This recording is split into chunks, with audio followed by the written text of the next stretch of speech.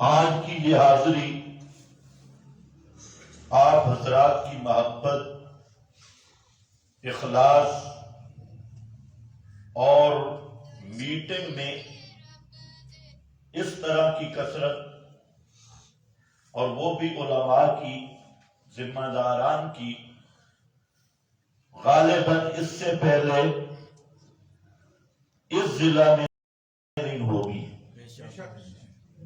جس محبت کے ساتھ مختلف تحصیلوں سے ساتھی یہاں تشریف لائے، بہت سارے چہرے میرے دیکھے ہوئے ہیں، اور یہاں پر تنظیم سازی یعنی جمعیت اشاعت التوحید و سنہ ضلع منڈی بہاؤالدین کا نظم اور باڈی بنائی گئی، کابینہ بنائی گئی۔ تو پھر اس سے بڑی خوشی یہ ہے کہ جن حضرات کا انتخاب ہوا، یہ سلیکٹڈ کام نہیں تھا، بلکہ دستور کے عین مطابق۔ اب سب حضرات اس بات کے گواہ ہیں کہ یہ باڈی کسی شخص واحد کی منتخب کردہ نہیں، نہ کسی قائد محترم، حتیٰ کہ حضرت الامیر دامت فیوضہم نے مولانا شیخ الحدیث فرید احمد صاحب حقانی، انہوں نے بھی کوئی دخل نہیں دیا، اور یہ خالص دستور کے مطابق باڈی بنی۔ آپ حضرات نے قائدین کو خود منتخب کیا ہے، اور یہ سب سے بڑے خوشی کی بات ہے کہ ہم جو مسلسل ایک محنت کر رہے تھے احیاء دستور کی، تو اس محنت کا نتیجہ آج ہم نے اپنی آنکھوں سے دیکھا اور ہماری آنکھیں ٹھنڈی ہو گئی۔ ہم یہی چاہتے تھے، یہی ہمارا جرم بھی ہے، یہی ہمارا مطالبہ بھی ہے کہ جماعت کا جب دستور موجود ہے تو جہاں پر بھی کوئی فیصلہ ہو دستور جماعت کے مطابق ہو، کوئی مسئلہ ہو دستور جماعت کے مطابق حل کیا جائے۔ تو بعض حضرات نے اس چیز کو نشانے پہ رکھ کر جماعت کو تقسیم کرنے کی کوشش کی، اور وجہ صرف یہ تھی کہ دستور کا احیاء نہیں ہونا چاہیے، کیونکہ اگر دستور کا احیاء ہو جائے تو پھر شخصی تصرفات ختم ہو جاتی ہیں۔ تو جب شخصی تصرفات ختم ہوں تو مفادات پہ زد پڑتی ہے۔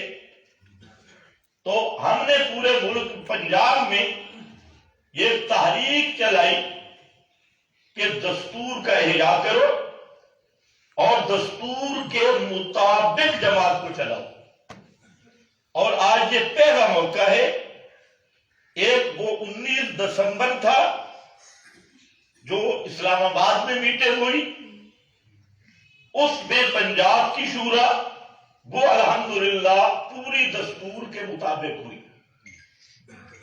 امیر مرکزیہ نے بھی کسی کو عہدیدار منتخب نہیں کیا کہ یہ تمہارا امیر، یہ فلاں، نہیں، امیر مرکزیہ نے شورا کو اختیار دیا، اور جو شورا میں علماء تھے انہوں نے ہمارے پنجاب کے امیر حضرت شیخ الحدیث مولانا فرید احمد حقانی صاحب کا انتخاب کیا، اسی طرح نائب امیر یادگار اسلاف عالم بعمل حضرت علامہ محمد افضل فانی صاحب کا انتخاب کیا۔ یہ کسی شخص واحد کا انتخاب نہیں تھا۔ اسی طرح حضرت مفتی عبدالرؤوف صاحب دامت فیوضہم استاد العلماء، ان کا انتخاب شورا نے کیا ہے، دیگر عہدیداران کا انتخاب شورا نے کیا، اور امیر مرکزیہ نے اس کی توثیق کی، جیسے آج ہوا کہ آپ نے اپنے اراکین کو، اپنے قائدین کا انتخاب خود کیا۔ اب میں اس پہ بہت خوش ہوا کہ ایک نام آیا تو آپ نے یہ جرأت ہوئی، آپ نے کہا نہیں یہ ہوتی ہے اصل جو دستور کے مطابق قانون کی بات۔ اب اگر میں پک جاتا کہ امیر محترم کہتے نہیں پھر اس کا نام آ گیا ہے، اس کو ماننا ہے، تو یہ پھر شخصی لفظ سوال کر، میں ویسے شریف ہو گیا ہوں تو لفظ تو بنتے تھے شخصی دہشت گردی، تو چلو شخصی تصرف کہہ لیں۔ تو سب سے بڑی خوشی کی بات، آپ وہ خوش قسمت ہے کہ اسلام آباد کے بعد یہ دوسری میٹنگ جو دستور کے احیاء کا ایک عملی نمونہ ہے۔ اس کے ساتھ تیسری خوشی یہ ہے کہ میں آپ کے انتخاب کو بھی سلام پیش کرتا ہوں، آپ کے ذوق کو بھی، کہ آپ نے جس شخص کو امیر منتخب کیا، نائب امیر منتخب کیا، آپ یقین جانیں کہ آپ کا یہ انتخاب 100% سے کچھ اوپر ہوتا تو اس اوپر کے مطابق صحیح تھا۔ اسی طرح آپ نے ناظم اعلیٰ کا جو انتخاب کیا، تو اس سے بہتر کوئی انتخاب نہیں ہو سکتا۔ تو کہنا میں یہ چاہتا ہوں کہ ہمارے کارکنوں میں، اراکین میں جذبہ ہے، سمجھ ہے، سوچ ہے، یہ سمجھ سکتے ہیں کہ ہم نے کس کو منتخب کرنا ہے اور کون کام کرنے والا ہے۔ صرف یہ ہے کہ ہمارے ان جذبات کے ساتھ کھیلا گیا اور ہمارے اس فہم کے ساتھ مذاق کیا گیا اور یہ کہا گیا کہ یہ تو کسی چیز کو پہچانتے ہی نہیں، ہم جو بھی کرتے رہے انہیں پتہ نہیں۔ آج کی اس میٹنگ نے ثابت کر دیا کہ ہمارے اراکین میں یہ قوت موجود ہے، وہ سمجھتے ہیں کہ ہم نے قائد کس کو بنانا ہے اور وہ کام کرنے کے لائق کون ہے۔ اس لیے آپ کی اس ادراک کو، اس سمجھداری اور اس فہم کو میں سلام پیش کرتا ہوں، اور آپ نے بہترین آدمیوں کا انتخاب کیا، اور انشاءاللہ آپ دیکھیں گے کہ یہ حضرات آپ کے نظم کو، آپ کے مشن کو اور آپ کے کاز کو کس محنت کے ساتھ آگے لاتی ہیں۔ یہ چند دنوں میں انشاءاللہ آپ کے سامنے یہ بات کھل جائے گی۔ چوتھی بات میں یہ عرض کرتا ہوں کہ بعض زہریلا پروپیگنڈے ہر جگہ پہ، مثلا ان میں ایک پروپیگنڈا یہ بھی ہے کہ یہ جو باڈی پنجاب کی بنی ہے، جمعیت اشاعت توحید و سنہ کی، تو بعض لوگ یہ پروپیگنڈا کرتے ہیں کہ ان کے کچھ عقائد اور ہیں، مسائل اور ہیں، اور جماعت اشاعت توحید کے مسائل اور عقائد اور ہیں۔ یہ سب سے بڑا جھوٹا پروپیگنڈا۔ لیکن میں نے کئی دفعہ اس بات کا اعلان کیا کہ یار کوئی ایک مسئلہ تو ہمیں بتاؤ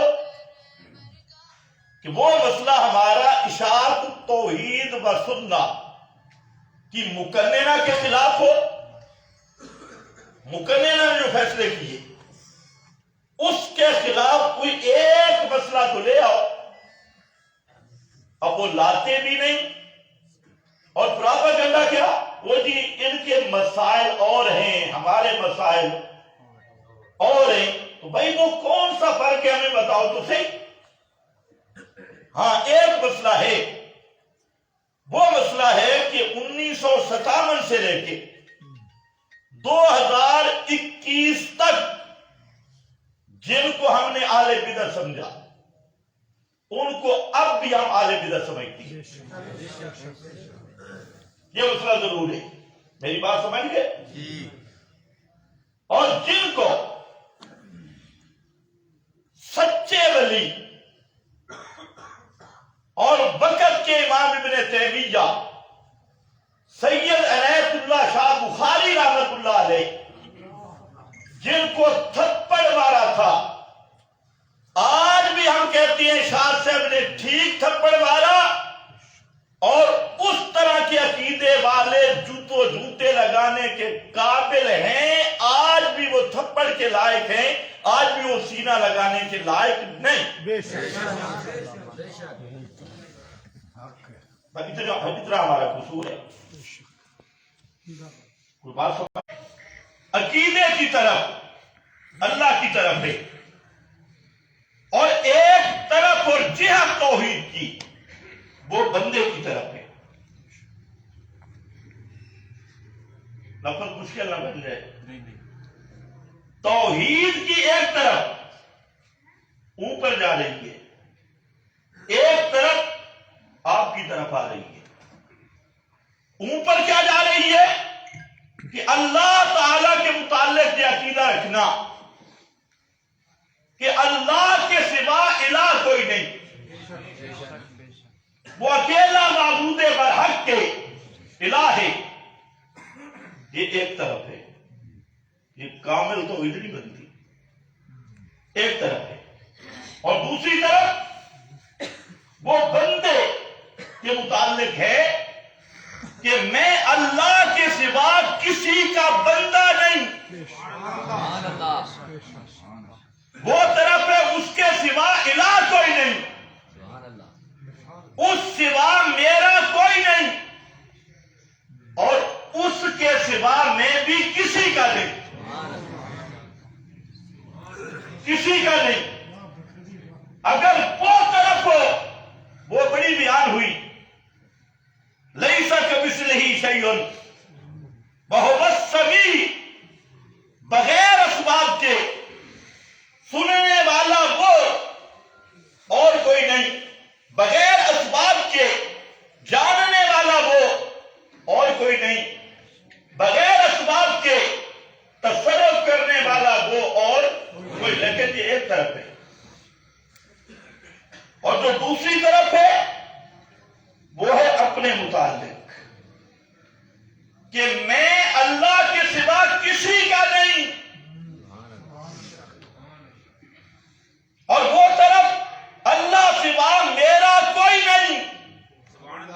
جب یہ دو چیزیں ملتی ہیں تو توحید کی تکمیل ہوتی ہے، اور ان دونوں طرفوں پہ زور ہوگا۔ اور اگر اس طرف سے آدمی ڈھیلا ہو جائے تب بھی مشرک ہے، اللہ کے سوا کسی اور کو بھی بنا لے، انہی صفات والا، انہی افعال والا، لیکن یہ توحید ہر ایک کو معلوم ہو چکی ہے۔ لیکن یہ دوسری طرف ہے نا، یہ ذرا مخفی ہے کہ میں کس کا بندہ ہوں، صرف اللہ کے سوا میں کسی کا بندہ نہیں۔ جب یہ بات آئی تو یہاں سے وہ نقطہ شروع ہوتا ہے توحید حاکمیت کا، توحید فی الحکم کا۔ اور سب سے زیادہ یہود و نصارہ میں شرک تھا تو وہ اسی کا تھا، اتخذوا احبارہم ورہبانہم اربابا من دون اللہ۔ سب سے بڑا شرک جو یہودیوں اور نصارہ میں تھا، انہوں نے کیا کیا؟ اللہ کے سوا مولویوں اور پیروں کے بندے بن گئے۔ اس کو کہتے ہیں شخصیت پرستی کا شرک۔ جس طرح قبر پرستی کفر ہے، شرک ہے، اسی طرح شخصیت پرستی بھی شرک اور کفر ہے۔ اور شخصیت پرستی کا مطلب یہ ہے کہ حق کو چھوڑ کر، کتاب و سنت کے تقاضوں کو چھوڑ کر میری بات کو مانا جائے، میرے استاد کی بات کو مانا جائے، اور حق باطل کا فرق کیے بغیر آنکھیں بند کر کے میرا بزرگ یوں کر رہا ہے، میرا فلانا یوں کر رہا ہے، تو یہ جو چیز ہے یہ شرک فی الحاکمیت کی ایک قسم اور درجہ ہے۔ اور توحید کامل اس وقت ہوتی ہے جب آدمی سمجھے کہ میں بندہ ہوں، کسی مولوی کا بندہ نہیں، کسی پیر کا بندہ نہیں، علماء کا احترام کروں گا اور سچے پیروں کا احترام کروں گا۔ کیا لفظ میں نے کہا؟ یا جھوٹے پیروں کا؟ سچے پیروں کا احترام کروں گا، اور وہ احترام بھی کروں گا اللہ کی وجہ سے، اللہ کی وجہ سے کروں گا، لیکن پوجا نہیں کروں گا۔ اس لیے فرمایا کونوا مع الصادقین، اے لوگو سچا نال ہو جاؤ، کونوا مع الصادقین۔ اور یہی وجہ ہے ہدایت کی طرف ہی دو ہے، ایک ہے کتاب اللہ اور دوسرے ہیں رجال اللہ۔ کتاب اللہ، رجال اللہ، بعض وہ لوگ ہیں جو رجال اللہ سے کٹ گئے، وہ بھی گمراہ ہو گئے، بعض وہ ہیں جو کتاب اللہ سے کٹ گئے، وہ بھی گمراہ ہو گئے۔ اور صراط مستقیم والے کون ہیں؟ جو کتاب اللہ پہ بھی قائم ہیں اور رجال اللہ پہ بھی قائم ہیں۔ صراط مستقیم اور حق کا راستہ، یہی بات نبی کریم علیہ السلام نے فرمائی، اور یہی بات صحابہ کے اندر تھی کہ کتاب اللہ کو مضبوطی سے تھامو، اور ساتھ کتاب اللہ کے کیا فرمایا؟ سنت النبی ہی، یہ ہے رجال اللہ، سنت النبی ہی، اور صحابہ رجال اللہ، تابعین رجال اللہ، ائمہ رجال اللہ، صالحین رجال اللہ، صراط الذین انعمت علیہم۔ 4 تفسیریں مفسرین نے کی ہے۔ آج کل بہت ڈر بھی لگتا ہے، کیونکہ آج کل کسی نے اشتہار میں لکھ دیا، بلکہ فیس بک پہ لکھ دیا کسی کے ساتھ ہی شیخ التفسیر۔ اچھا تفسیر تو اس نے لکھی نہیں، شیخ التفسیر کیسے بن گئی؟ یعنی علم بہت آگے چلا گیا، تفسیر تو لکھی نہیں، شیخ التفسیر مطلب ہے آپ شیخ التفسیر کے لیے تفسیر لکھنا ضروری ہے، اور جو تفسیر لکھے وہ شیخ التفسیر ہے۔ الحمدللہ میں نے 2 تفسیریں لکھی ہیں، پھر میں تو بڑا شیخ التفسیر۔ یعنی پورے دین کو مذاق بنایا جا رہا ہے، صرف ٹچ کر بازی بھی۔ تو میرا بھائی اصل کتاب اللہ ہے، اور کتاب اللہ کا فہم وہ صحیح ہے جو رجال اللہ سے آئے ہیں، اپنی طرف سے نہیں۔ تو توحید کی کتنی طرفیں ہو گئی؟ 2، اللہ سوا میرا، اور یہ اس میں تم پکی ہو، اور ایک میں تھوڑے کچے جس کی اب ضرورت ہے، اور وہ یہ ہے کہ میں بھی اللہ کے سوا کسی کا نہیں ہوں۔ اور جب دین کی بات آ جائے، یہ کوئی نیا مسئلہ نہیں، یہ پہلے بھی ہوتا رہا، دین مسئلہ مذہب حق کی بات آ جائے تو وہاں رشتے نہیں دیکھے جاتے، وہاں برادری نہیں دیکھی جاتی، وہاں تعلق نہیں دیکھا جاتا، وہاں دیکھا جاتا ہے اللہ کی رضا۔ ایک ٹکڑا حدیث کا پیش کرتا ہوں، حضرت شیخ الحدیث تشریف فرمائے، حضرت عبداللہ بن عمر رضی اللہ تعالیٰ عنہ، ایک آدمی نے مسجد میں عورتوں کے آنے کے مسئلے پہ بات کی۔ مسجد میں عورتیں آ سکتی ہیں کہ نہیں؟ یہ کوئی عقیدے کا مسئلہ بھی نہیں تھا، عملی مسئلہ تھا۔ حضرت عبداللہ بن عمر نے فرمایا قال رسول اللہ صلی اللہ علیہ وسلم، اللہ کے رسول نے فرمایا کہ ان کو مسجد سے نہ روکو۔ آگے اس نے کہا میں روکوں گا، میں ان کو مسجد میں نہیں آنے دوں گا۔ فَصَبَّهُ صَبًّا، حضرت عبداللہ بن عمر نے سخت الفاظ میں غصے کا اظہار کیا، برہم ہو گئے، اور کہتے ہیں انا اقول قال رسول اللہ، میں کہتا ہوں اللہ کے رسول نے فرمایا، اور تو کہتے ہیں آنا میں، تو کون ہوتا ہے رسول کی بات کے مقابلہ کرنے والا؟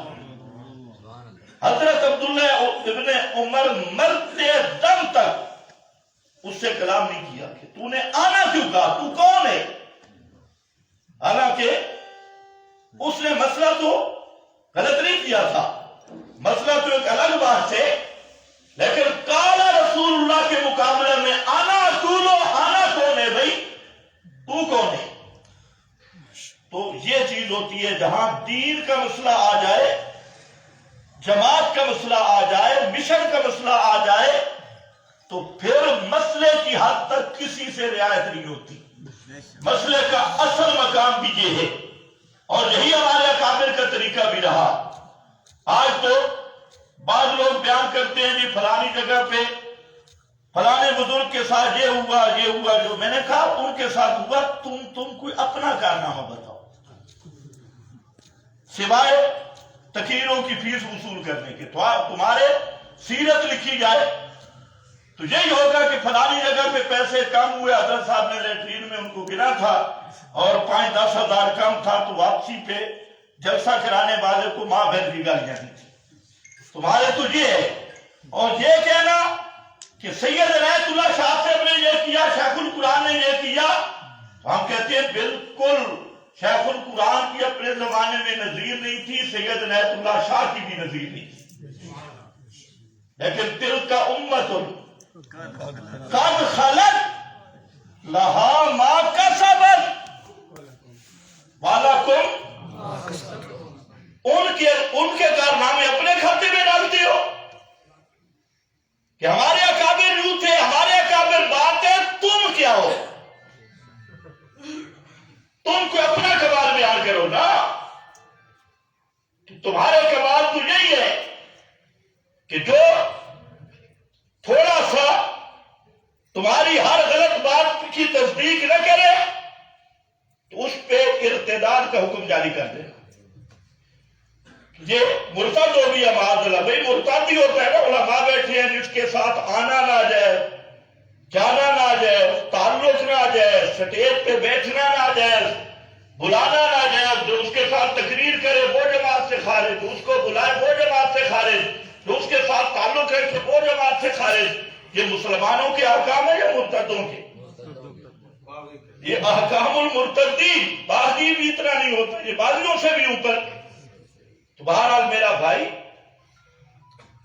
ٹھنڈے دن کی بات یہ ہے، یہ مولانا سعید الرحمان صاحب نے زبردست بات کی، آپ کو بھی یہی کہوں گا کہ ہمارا مقابلہ اہل بدعت سے ہے، اہل شرک سے ہے، اہل الحاد سے، اہل زندگی سے۔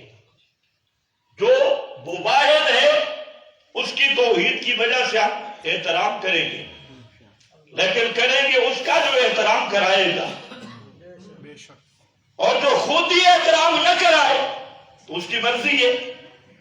تو پھر اتنا تو پرانی مسئلہ بھی موجود ہے کہ عقوبت کی مثل عقوبت بالکل پرانی قانون ہے، وہ ٹھیک ہے، بھگت نہیں ہے، پرانی قانون ہے۔ لیکن رائے کے اختلاف کو ہم شخصیت پرستی تو نہیں کہہ سکتے۔ ٹھیک ہے، ٹھیک ہے، شخصیت پرستی تو ہوتی ہے پوجا پاٹ۔ پوجا پاٹ وہی ہوندی ہے نا بھائی، کتاب و سنت دے مقابلے کسی کو ترجیح۔ رائے کے اختلاف میں اصلاح کا بھی پہلو ہے۔ حضرت